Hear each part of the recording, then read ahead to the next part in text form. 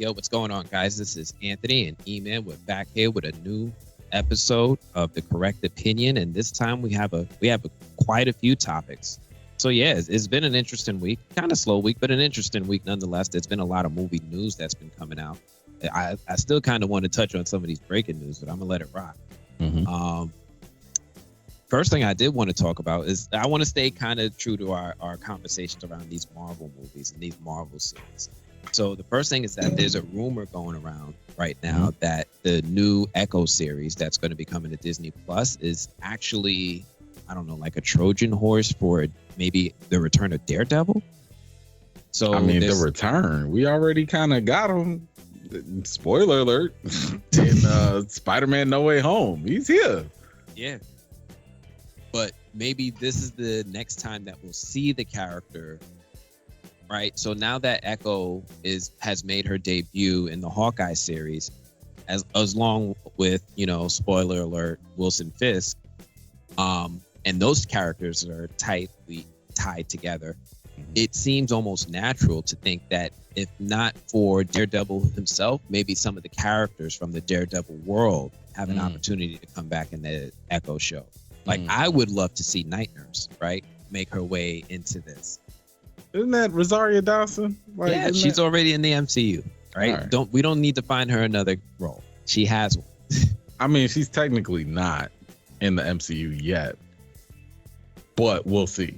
We'll see. Because like all these Netflix characters, technically, I think we're just seeing their variants. Kingpin, Daredevil, Charlie Cox. I think we're just seeing the MCU variant version, and the Netflix version exists in another universe. Because if you try and make those stories sync up, it ain't gonna work. You're gonna have problems. So you can't say that they came straight from Netflix here. I'm just saying in terms of canon. Because I know people get confused, like, but it's the same actor. No. The stories don't make sense. The casting doesn't make sense. You cannot make the Netflix stuff continuous. It just would not work. I think Marvel is just going to wave their hand and wink and nod, right? It's going to be like how they don't have a Spider-Man origin, just no Uncle Ben, right? It's just kind of they're here now, and then they're doing an animated series on Spider-Man, and this is going to be kind of his prequel to before Civil War.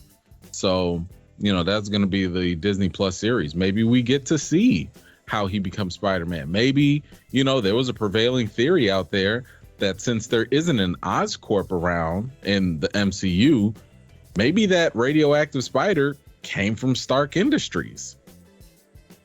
Maybe that's how Tony was able to follow him and see what was going on. I don't know. I mean, we only saw Peter at one Stark Expo, but he does have this like weird infatuation and idealism or iconism towards Tony Stark. So I could see that. Sure. Because I don't think unless he went to like Justin Hammer or or AIM, but I don't think they would do that. They don't have to tie it to like one of these well-known established companies, but I can see why they would. They could just as easily say it was at a Roxxon science fair. They like to put Roxxon in when they don't want to associate it with a well-known company. Yeah. So, these to me are like still really fun ways for Marvel to be able to just bring in these characters, bring back that cast, and just not necessarily acknowledge and confirm the Netflix series where in the MCU is just ignore it. Just keep going. Yeah.